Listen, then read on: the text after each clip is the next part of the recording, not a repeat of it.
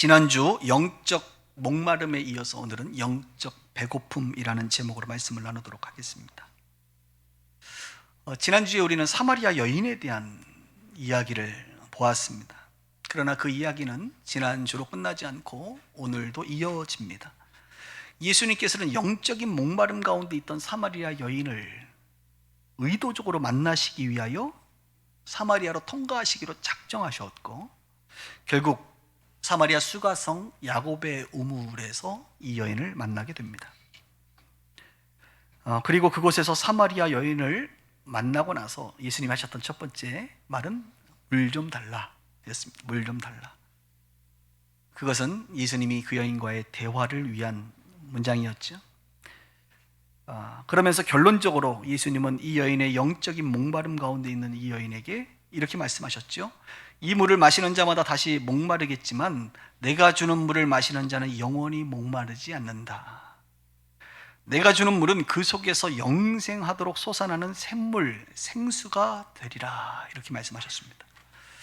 자, 여기까지가 이제 지난주의 내용이었고, 더 자세한 은혜는 영상을 보시면 되겠습니다. 오늘은 이제 후속편이 되겠습니다. 예수님은 사마리아 여인과의 대화 중에서 신적 능력으로 이 여인의 삶을 직면하셨죠. 뭐라고요? 가서 내 남편을 불러오라. 그런데 그 여인은 아무 말을 할 수가 없었습니다. 그러면서 예수님 말씀하셨죠. 내게 남편 5이 있었고 지금 있는 자도 내 남편이 아니라. 놀라운 신적인 능력으로 이 여인의 삶을 꿰뚫어 보셨습니다. 그때 이 사마리아 여인이 깜짝 놀랐죠. 그리고 예수님에 대해서 이렇게 고백을 합니다. 뭐라고요? 당신은 선지자시군요. 이렇게 말을 해요.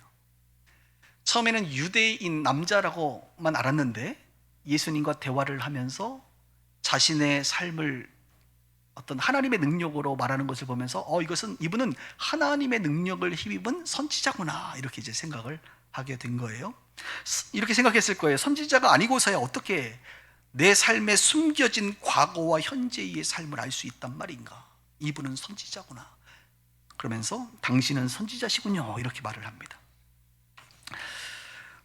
그동안은 예수님이 먼저 말씀을 걸었지만 이제 선지자임을 그 여인이 깨닫고 나서 자신 앞에 있던 이 낯선 유대인 남자가 하나님의 사람인 줄 알고 먼저 이제 질문을 합니다. 그래서 그 내용이 갑자기 전환이 돼요. 어떤 내용으로 전환이 되냐면 예배와 관련된 질문입니다. 이 여인이 이렇게 말해요. 우리 조상들은 이 산에서 예배하였는데, 이 산이라고 하면 그리심산을 말합니다. 당신들의 말은 예배할 곳이 예루살렘에 있다 하더이다. 예루살렘 성전을 말하는 것이죠. 그러니까 이 여인이 지금 앞에 있는 남자가 선지자임을 알고 하나님의 뜻, 하나님의 마음, 하나님의 그 말씀을 정확히 아시는 분이기 때문에 갑자기 자기의 아주 중요한 고민을 말해보는 거예요. 아니, 유대인들은 예루살렘에 성전이 있다고 하는데 거기서만 예배를 해야 되는 겁니까? 우리 그리심산에서 예배하는 것, 이건 잘못된 겁니까? 이렇게 이제 질문을 하는 거죠. 근데 이 질문을 알려면 배경을 좀 알아야겠어요. 여러분, 사울, 다윗, 솔로몬 왕 때가 단일 왕국 시대였는데, 단일 왕국 시대 이후에 열왕기상 12장에 보면 북쪽은 북이스라엘 여로보암 왕이 장악하고 남쪽 남유다는 르호보암 왕이 다스리잖아요. 근데 이 북쪽 북이스라엘이 남쪽에 예루살렘 성전이 있는데 그쪽으로 가야 되잖아요. 그죠? 가야 예배를 드릴 수 있는데 여로보암이 못 가게 이제 막는, 마치 38선 거는 거하고 똑같은 거예요. 그래서 어디다가 그 단을 쌓느냐면 베델과 단이라고 하는 지역에 두 금송아지를 놓고 이제 이곳이 성전이니 이곳에서 예배해라, 이렇게 제단을 만들어 버렸습니다. 금송아지 놓고 하나님 성전이라고 얘기하면 참 곤란하죠. 그런데 그렇게 이제 얘기를 했어요.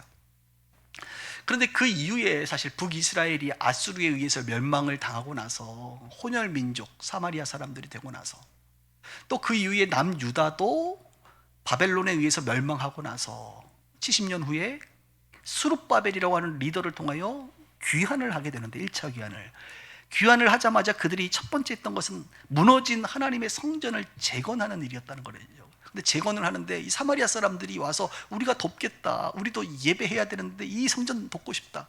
그때 유대인들이 어떻게 거절을 하죠.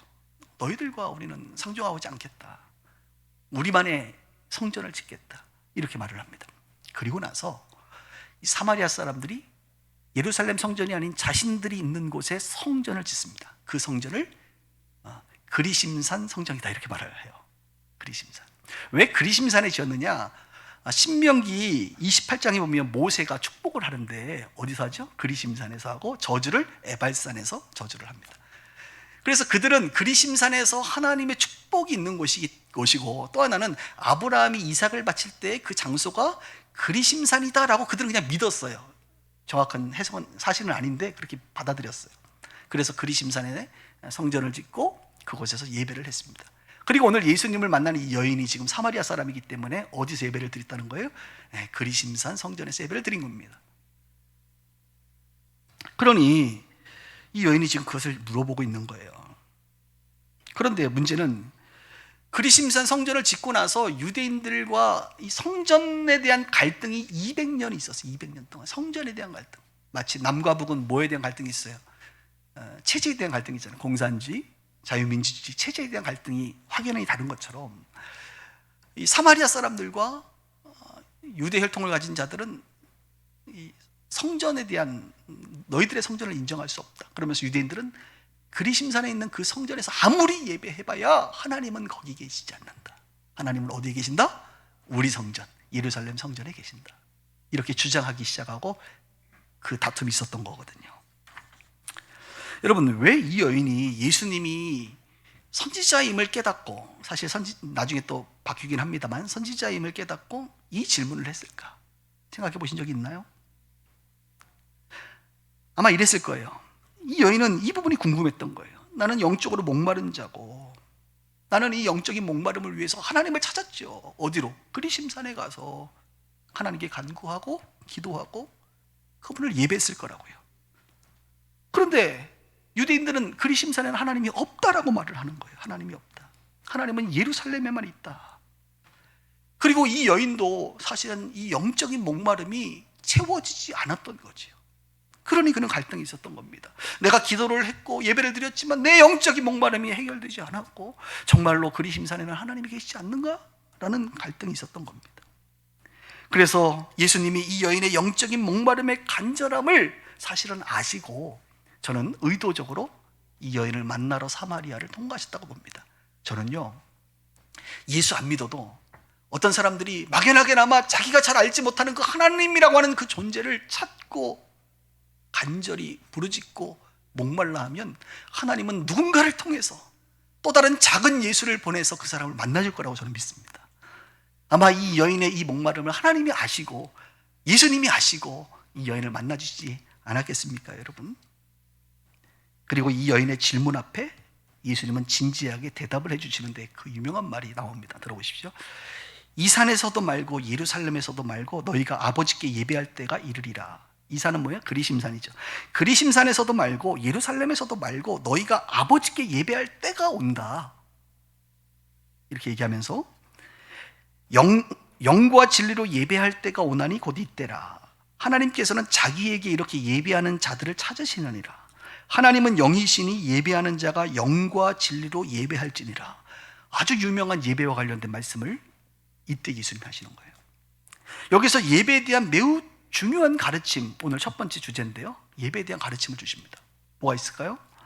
하나님은 장소에 매이는 분이 아니다. 예수님 뭐라고 그래요? 하나님은 영이시다. 그리심산도 아니고 예루살렘 성전도 아니고 그 성전의 공간이 아니라 하나님은 영이시기 때문에 공간에 매이지 않고 그분은 영과 진리로 예배하는 자들의 모임 가운데 임하신다. 이걸 말하고 있는 거예요.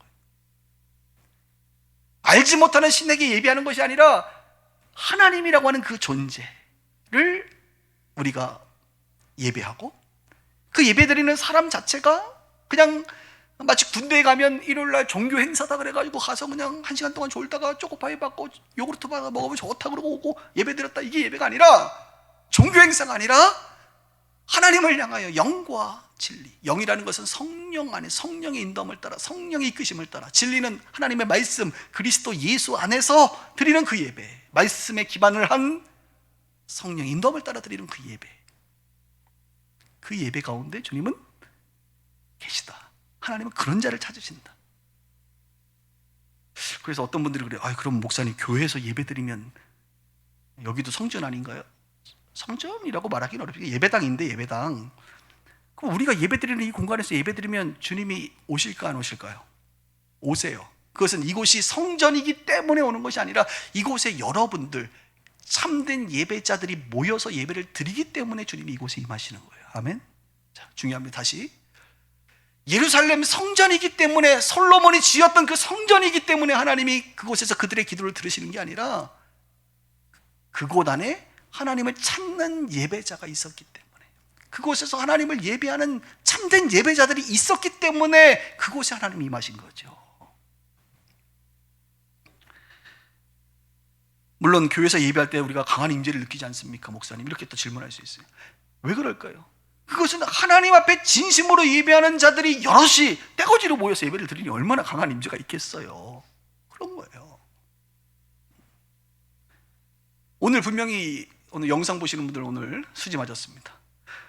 여러분, 오늘 분명히 골방에서 자기 책상에서 혼자 앉아서 책상 위에다가 핸드폰이나 지금 노트북 딱 펴놓고 예배 드리신 분들 계시죠?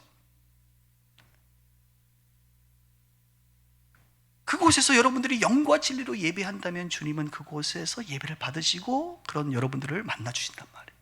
또 누군가는 지금 남편, 아내, 또 아이들과 함께 거실에서 지금 예배를 드리죠. TV를 보고.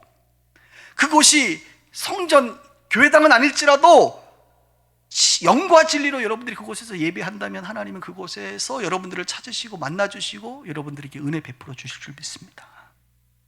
심지어는 라이브 정각에 11시 반에 예배 안 드리고 점심 먹고 드리자 해서 이미 녹화된 거 가지고 예배를 드린다 할지라도, 그게 라이브가 아니라 할지라도 우리의 마음이 진심으로 하나님 앞에 예배 드린다고 한다면 주님은 그 예배를 받아주신다고 저는 믿습니다. 갑자기 영상 예배 드리신 분도 굉장히 오늘 위로가 되시죠? 네. 대상도 분명히 해야 돼요. 하나님께 하는 것이에요. 그런데 이 여인에게 그럴 때가 온다 이렇게 말을 하잖아요. 그럴 때가 온다. 그러니까 예수님의 요한복음의 대부분의 이야기는 니고데모 이야기도 마찬가지고 특히 성령에 대해서 요한복음은 많이 이야기하시는데, 이 성령이 오시는 것은 사도행전 때 했잖아요. 그러니까 사실은 아직 그들이 충분히 이해는 안 돼 있을 거예요. 니고데모도 예수님이 십자가에 매달렸을 때 그제서야 저분이 메시아구나 알았던 것처럼, 이 여인도 아마 오순절 성령이 임하고 나서야 영으로 드리는 예배가 무엇인지를 그는 깨달았을 거라고 저는 생각합니다. 그리고 사도행전에 보면 여러분 그 성령이 어디 임하셨죠? 예루살렘 성전 본당에 임했다기보다 마가의 다락방에 임했잖아요. 다락방에. 그죠? 고넬료의 집에 임했잖아요. 사마리아 지역에서 복음 전할 때 그 거리에서, 그냥 밖에서 야외에 성령이 임하셨잖아요. 그러니까 우리 주님은 예루살렘 성전이 아니라 성령이 임하시는 그때, 그리고 그 이후로 살아가는 저와 여러분들에게는 영과 진리로 예배드리는 그것이 핵심이고 본질이다 이것이에요. 그렇다고 한다면 오늘 여러분들에게 도전합니다. 여러분은 지금 영과 진리로 예배를 하고 계십니까? 그게 예배당이든 온라인 예배든 좀 늦게 드리든 어떤 모양이든 중요한 것은 영과 진리로 예배드리고 있느냐 말이에요. 영으로 예배드릴 때가 왔어요. 우리에게. 우리는 진리를 압니다. 진리로 예배할 때가 왔어요. 그렇게 예배를 해야 될 줄 믿습니다. 그런 여러분 되시길 주님의 이름으로 축복합니다.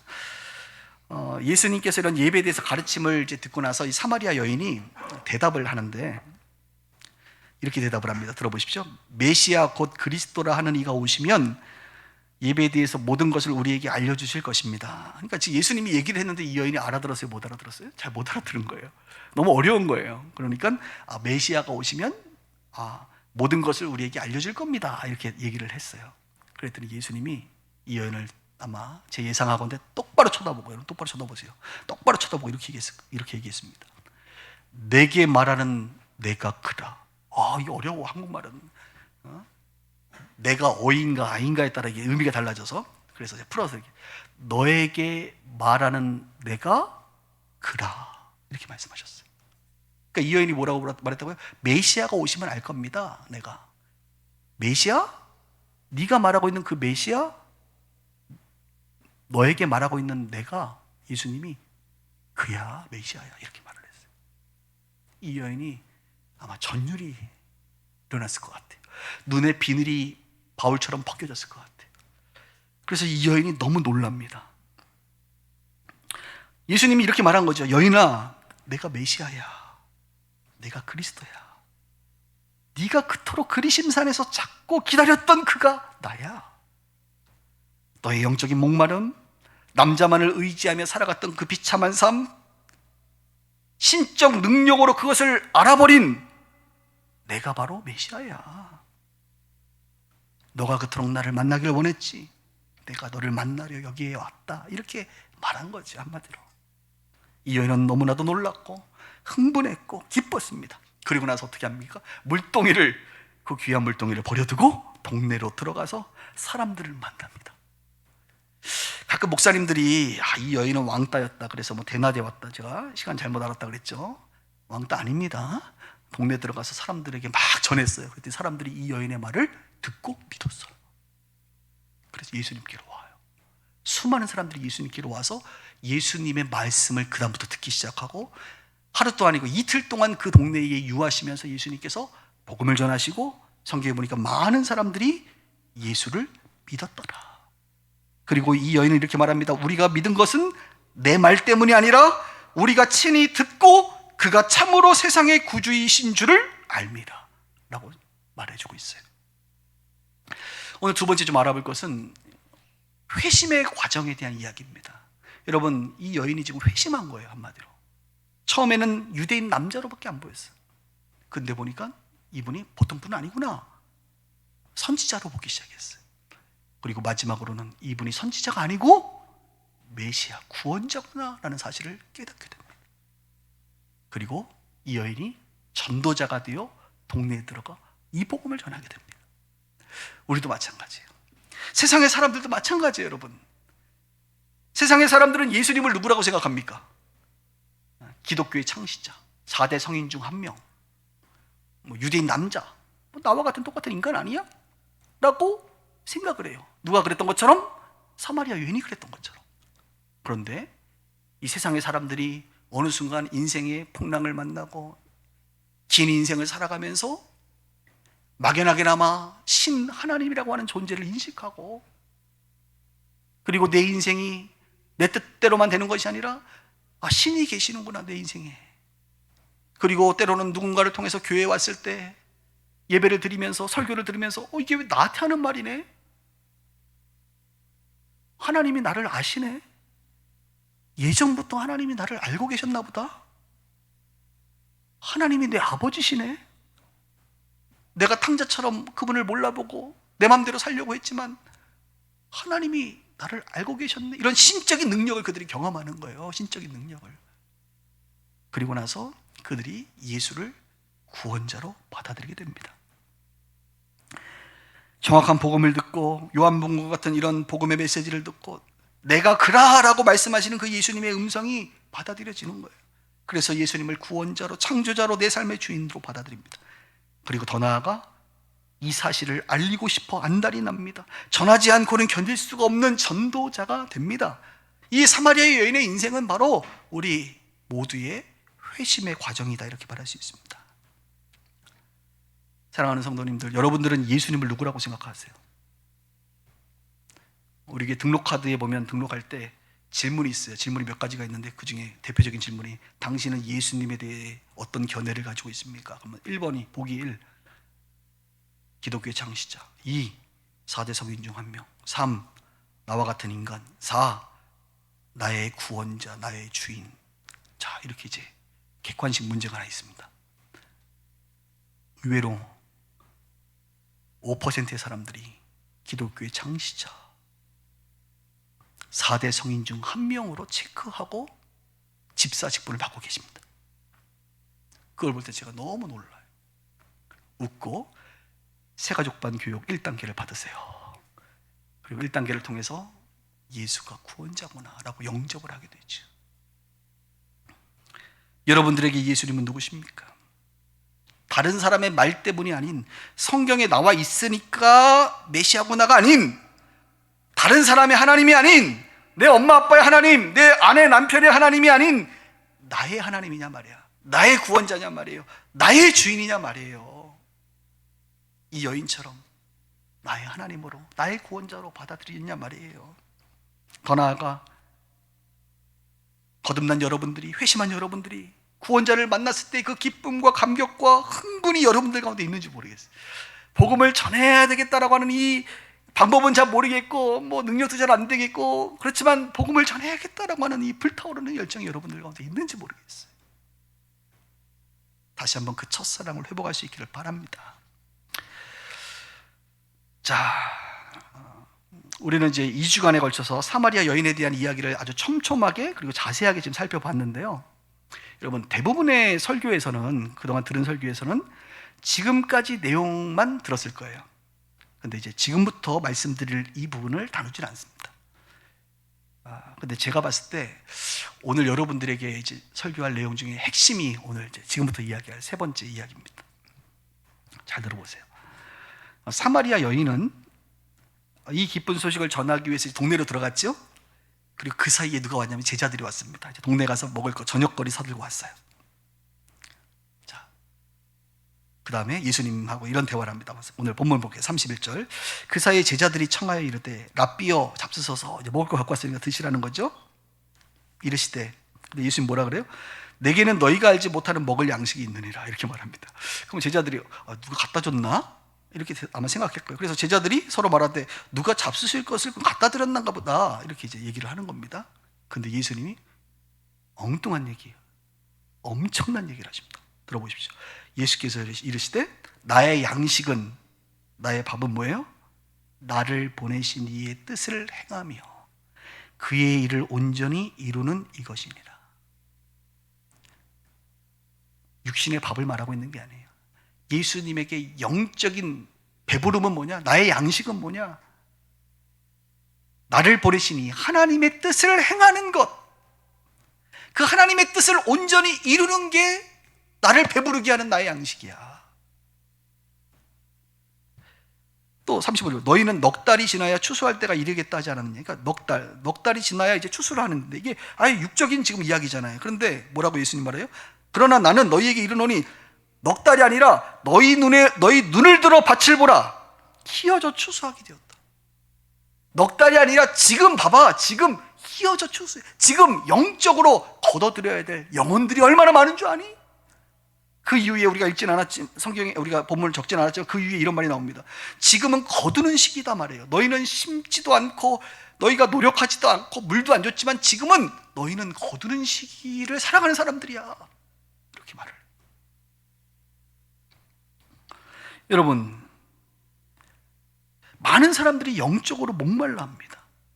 지난주 설교를 말하면 영적으로 목마름을 어떻게 해결할 수 있다고 그랬습니까? 예수님을 구원자로 만나고 영접하고 그리고 그분과 연결되어야 된다고 그랬어요. 하나님과 연결되어, 특히 기도라고 하는 것을 통해서, 예배라는 것을 통해서 그분과 연결될 때에 우리 안에 샘솟는다 그랬잖아요. 생수가 흘러 넘친다 그랬잖아요. 그런데 많은 사람들이 목마름은 해결됐어. 지금 내가 목마르면 물 먹으면 되잖아요. 목마름은 해결됐는데 배부르지는 않아 보니까. 이 시대 많은 그리스도인들이 그래요, 내가 예수를 믿어요, 내가 기도해요, 내가 예배에 기름 부음이 있어요. 목마르진 않습니다, 목사님. 그런데 여전히 배는 고파요. 배부르진 않아. 여러분, 목만 축일 거예요? 배불러야 될 거 아니에요. 만족해야 될 거 아니에요. 신앙생활에 뭔가 가득 채워줘야 될 거 아니에요. 뭔가 충만해야 될 거 아니에요. 근데 많은 사람들이 그냥 물만 마시면서 배부르지는 못하다 이거예요. 왜 그런가? 그 이유가 무엇인가? 사람이 하나님과 연결되었을 때 영적인 목마름을 해결할 수 있는 것처럼 사람이 하나님의 뜻을 행할 때의 영적 배고픔을 해결할 수 있습니다. 하나님과 연결이 되면 목마름이 해결되죠. 그분으로부터 생수가 공급되니까.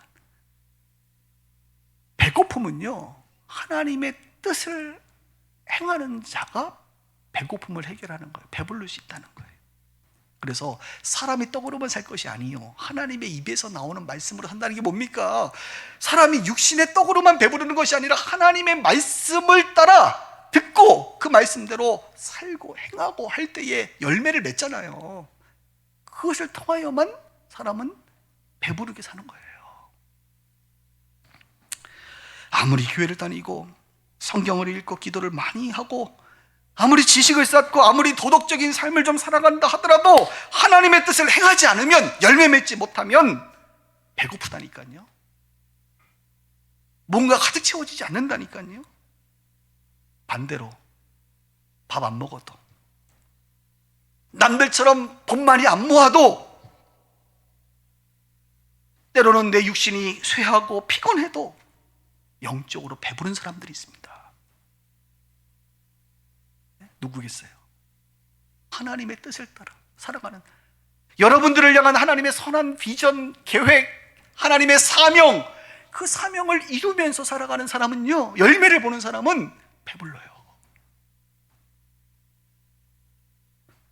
제가 그런 얘기 하잖아요. 여러분, 제가 주일날 점심 안 먹어도, 저는요 주일날 점심 안 먹어도 배부릅니다. 언제? 성도님들이 은혜 받고 새신자 등록하고, 할렐루야, 성도들 회복하고 치유받고 예배를 통하여 여러분들이 막 살아나는 게 막 보이면 저요 점심 안 먹어도 배불러요. 물론 그렇다고 해서 제가 점심을 안 먹는 건 아닙니다. 그러나 정말 그래요. 제가 얘기했잖아요. 새신자 등록하면 웬만한 한약, 몇십만 원짜리 한약보다 나의 비타민은 새신자 등록이다, 뭐 이런 얘기를 내가 웃으면서 했잖아요. 뭐예요? 나를 향한 하나님의 뜻이, 나를 향한 하나님의 계획들이 막 열매 맺고 펼쳐지면요, 여러분, 뭐 돈이 모이고 뭐 건강해지고 아니면 뭐 좋은 거 먹고 이런 게 중요하지 않아요. 나를 진정으로 배부르게 하는 것은 하나님의 뜻이 이루어지는 그 열매를 볼 때 난 배부르거든. 저는 우리 빗소 가족들이 다 배부르기를 바랍니다. 오해하지 마세요. 배 나오지 마시고 배부르시기 바랍니다. 아멘. 제가 이야기를 오늘 좀 할게요. 지난 몇 주 동안 주님께서 계속 기도하면서 또 큐티 말씀을 통해서 제 마음 가운데 하나 결정을 하게 한 게 있습니다. 바로 만나 프로젝트인데요. 여러분, 우리 교회 만나 프로젝트 하는 거 아시죠? 근데 이 만나 프로젝트가 참, 제가 옆에서 이렇게 지켜보면 참 귀한 게 뭐냐, 어떻게 시작되냐면, 어느 여집사님이 자기가 코로나 시대에 자기는 잘 먹고 잘 사는 것 같은데 혹시 우리 교인들 중에 좀 충분히 영양을 공급해 주기 위해서 혹시 필요하신 분들이 있으면 좀 식사 대접하고 싶다고, 그래서 작정하고 한 달에 20만 원씩 헌금을 하겠다는 거예요. 그래서 내가 뭐 한다는 거 하지 말라 그럴 수도 없고 하세요. 근데 받고 나면 고민이야. 이게 쓰는 게 더 어렵거든요, 여러분 아세요? 그래서 그리고 기도를 했잖아요. 기도를 했는데 주님께서 이런 말씀을 줬습니다. 너희가 먹을 것을 주어라. 이 오병이어의 기적에 대한 말씀을 주시면서 먹을 걸로 줘야겠구나 해서 처음에는 우리 교회 성도님들을 쭉, 뭐 자녀 3명 있는 분들도 다 받아왔죠. 3분, 자녀 3명 있으면 얼마나 힘들어요, 여러분. 먹는 게 언제든지 모자라요, 자녀가 3명이면. 그래서 거기도 보내주고 또 필요하신 분들 막 보냈어요, 매달. 근데 좀 시간이 지나다 보니까 어느 분들이 자기네들도 일을 하겠다 그래가지고 막 헌금을 또 하는 거예요. 그래서 이 비용이요 확장이 돼가지고 성도에서 지역으로 확장이 됐습니다. 지역으로. 그래서 갈매동에 동사무소 통해서 10가정을 받아가지고 어려우신 가정들에게 먹을 거를 나눠주는 일을 2주일에 한 번씩 하고 있어요. 그런데 이게 그렇게 하고 있는데 보니까 매달 이게 우리 교회는 목적 헌금은 늘 다 제로를 만들잖아요. 다 쓰게 돼 있거든. 근데 이게 남아. 그래 남으면 제가 어떻게 하냐, 성도에서 지역을 넘어 국내에 있는, 제가 미자립교회 목사님들 많이 아니까 미자립교회 목사님들에게 2주일에 한 번씩 고기를 보내드려요. 시스템이 이렇게 제가 하는 건 아니고 이제 우리 사무국에서 그렇게 하는데 보내줘요. 이분들이 얼마나 감동을 받는지 막 인증샷 찍어가지고 목사님 감사해요. 고기가 먹고 싶을 만하면 그 고기가 옵니다. 이러면서 굉장히 좋아하세요. 자, 사진 볼까요? 이번에 지난주가 만나 프로젝트 10차 만나 프로젝트, 10차 만나 프로젝트. 2주일에 한 번씩 하는데 10차. 내용물 보세요. 와, 우리 집에서도 잘 못 먹는, 고기면 뭐 엄청 많아. 그래서 저기 보면 이제 아파트에도 갖다 드리고 또 좀 더 어려운 지역도 갖다 드리고, 어느 날은 이분들이 감사헌금이라 그래가지고 보잘것없는 저에게 항상 신경 써주시고 관심 가져주셔서 주님 감사합니다 해가지고 막 편지도 보내시고 이런 일이 벌어지는 거예요. 예? 그리고 하나 보세요. 올라왔나요? 고기 저기 집으로 배달되는 거예요. 우리나라는 택배 시스템이 잘 돼가지고 클릭 몇 번으로 이렇게 고기가 간단 말이에요. 저도 받아봤거든요. 우리 교육자들도 한번 하늘에서 주신 만나 줬는데 얼마나 감동이 되는지 몰라요. 여기까지 우리가 잘했어요. 근데 제가 기도하면서 지금 제 마음에 이게 해외까지 이게 나가기 시작하는 거예요. 해외. 그러니까 이 겨자씨 하나 심으면 여러분 이게 별게 아닌 것 같지만 주님이 축복하시면 이게 자라가지고 새들이 깃들고 그 안에서 많은 사람들이 쉼을 얻는 거예요. 이게 겨자씨 역사거든요. 그래서 제가 기도를 하는데 우리 최근에 이제 우리 미얀마 여러분 소식 아시죠? 미얀마 사진 하나 보여주세요. 다음 페이지. 예, 여기까지. 미얀마 뭐 사진 많지만 그냥 대표적인 사진입니다. 미얀마. 우리 미얀마 우리 이은상 목사님 오셨는데 마침 또 이은상 목사님 우리가 파송했고 목사님 10년 동안 미얀마에서 우리 신학생들 신학교를 운영하면서 100명의 제자들 목회자들이 양성이 됐거든요. 그런데 요즘에 목사님의 고민이 뭐냐면 얘들이 밥을 못 먹어. 여러분들은 밥 잘 드시죠? 오늘 예배 끝나고 우리 권사님, 우리 평양에서 탈북하신 권사님이 저 붙잡고 목사님 우리 탈북자들과 북한에 쌀 좀 주세요. 날 붙잡고 하소연을 하더라니까. 왜요? 그랬더니 북한에 지금 밥 못 먹고 죽는 사람 너무 많습니다. 레바논에 우리 정바울 선교사님 연락 와요. 목사님 시리아 난민촌 온 곳하고 레바논 사람 자체들이 요즘에 밥을 제대로 못 먹습니다. 밥 잘 먹는 대한민국 축복받은 나라라고 저는 믿습니다. 아멘이 없네 주여. 이럴 때 어른들이 아주 굶어봐야. 근데 내가 뭐 다른 나라 그래서 다른 나라들은요 장전에 우리 선교회를 통해서 사실 뭐 방글라데시, 몽골, 난민촌, 아프리카, 미얀마 해서 몇 천만 원을 쌀값, 밥값으로 보냈어요 사실. 근데 올해 제 마음에 이 미얀마 사태가 터지고 나서 제 마음 가운데 우리 교회에 미얀마 좀 쌀 좀 보내야겠다 이런 마음이 더 들었어요. 그래서 목사님에게 제가 물어봤어요. 지금 제자들이 몇 명이에요? 100명이에요 100명. 그래서 가족으로 얘기하면 한 명당 5명 정도 되니까 500명의 지금 우리 형제들이 지금 제대로 밥을 못 먹어요. 그래서 어떻게 지금 식사를 제공하고 있습니까? 그랬더니 반찬은 자기네들이 못하고 쌀만 20kg 하나, 이게 한 4만 원 하는데 20kg 쌀을 주면 5가정이 아껴서 한 달을 먹는데. 그래서 작년부터 우리 교회에서 계속 한 달에 100만 원씩 지원을 하반기에 많이 했어요. 아마 목사님 잘 아실 거예요. 그래서 목사님이 또 어떻게든 모아서 또 자기 생활비 털어서 보내주고 그래서 한 달에 한 400만 원 정도 필요한데 이러면서 늘 우세요. 요즘에 저만 보면 우리 제자들 밥 먹어야 되는데 그래서 그런 얘기 많이. 그래서 제 마음에 기도하고 주님이 너희가 먹을 것을 주어라 이런 마음을 주셔서 일단은 제가 할 수 있는 게 뭔가 해서 선교회 이제 제가 섬기는 올미션이라는 선교회에서 매월 100만 원씩 3월부터 12월까지 1000만 원의 예산을 책정해서 보내기로 결정을 했어요. 일단 올미션에서 100만 원을 보내자. 또 할 수 있는 게 뭘까?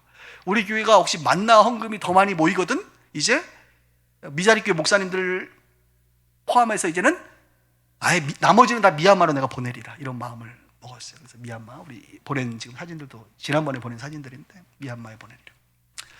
그래서 선교회하고 교회에서 우리 미얀마 우리 목회자 가정들 밥은 먹여야겠다 이런 마음이 들고 또 하나 내가 할 수 있는 게 뭘까 하다가 우리 목사님이 방송 출연하시도록 도와야겠다. 그래서 방송 출연하시면 한국의 크리스찬들이 그 방송 보고 마음에 또 동참할 수 있으니까 하여튼 뭐 될지 안 될지 모르겠지만 제가 할 수 있는 최선의 노력을 다해서 방송 출연하도록 도와야겠다 이거 하나 하고 그리고 마지막으로 클라우드 펀딩을 해가지고 SNS로 좀 모금을 좀 해봐야겠다. 그리고 이제 만나는 사람마다 제가 칼만 안 들었지 우리 미얀마 밥값 좀 내놓으라고 내가 좀 사람들을 좀 설득해야겠다 이런 마음이 좀 들었어요. 그래서 제 마음에 결단을 하고 우리가 얼마가 될지 모르겠습니다만 하여튼 하나님이 부어주시는 대로 이제 미얀마에 지원하고 그러면 좋겠다. 또 더 넘치면 북한에도 보내고 난민촌도 보내고 그냥 올해는 다른 것보다 하여튼 쌀 보내기 운동 해야겠다. 쌀 보내기 운동 이런 마음에 확증을 했어요. 그러나 여러분 그래서 제 마음에 우리 교회 한 50가정만 한 달에 한 5만 원씩 4만 원씩 그냥 결단하고 올해 헌금하면 50가정이면 다 될 것 같은데 이런 그냥 계산만 해본 거예요. 여러분 놀라지 마세요. 그렇게 계산하고 또 이미 하시는 분들도 계시니까 그분들은 또 미얀마로도 보내지고 하니까 저도 오늘 10만 원 했어 사실. 나부터 결단해야겠다. 그래서 나도 한 달에 10만 원씩 하리라 이런 마음으로 오늘 만나온 건 보냈는데 우리 성도님들이 마음의 감동이 있고 또 형편이 되시면 참여하면 참 좋겠다 이런 생각을 합니다. 여러분 함께 영적 배부름을 경험했으면 좋겠어요. 아멘. 네. 하나님의 일을 하는 것이 그게 양식인 거예요. 양식. 여러분의 양식이 되길 바라요. 자, 좀 설교가 좀 길었네요. 말씀 정리할게요. 오늘 세 가지의 이야기를 했습니다. 예배가 무엇인가? 장소가 중요한 것이 아니라 하나님을 예배하는 것, 영과 진리로 예배하는 것, 참된 예배자의 삶을 살아가는 것이 이것이 예배다. 두 번째, 회심의 과정에 대해서 말했어요. 내가 그라 말씀하시는 그 예수님을 정말 우리가 구원자로 우리는 믿고 있는가? 우리는 전도자로 살아가고 있는가? 마지막 세 번째는 영적인 목마름을 해결했을 뿐만 아니라 영적인 배고픔도 우리가 해결하고 배부른 자로 살아가고 있는가? 우리 빗속 교회는 작은 교회지만 가난하지만 부욕해 하는 자예요. 부욕해 하는 자. 우리는 가진 게 없어요. 오늘 권사님이 그러더라고 나한테 목사님은 목회 스타일이 보니까 쌓아놓지 않고 그냥 그달 다 써가지고 모이지가 않아서 어떡해요. 저도 조금 좀 주세요 그러더라고. 그래서 알겠다고 탈북자들 좀 드리겠다고 얘기를 했는데 여러분 개인 재산 많이 쌓아두세요. 할렐루야. 교회는 안 쌓으랍니다. 주님 언제 오실런지도 모르겠는데 여러분들의 삶의 한 부분들을 주님께 내어드려서 우리가 배부른 영적인 배부른 인생 되기를 주님의 이름으로 축복합니다.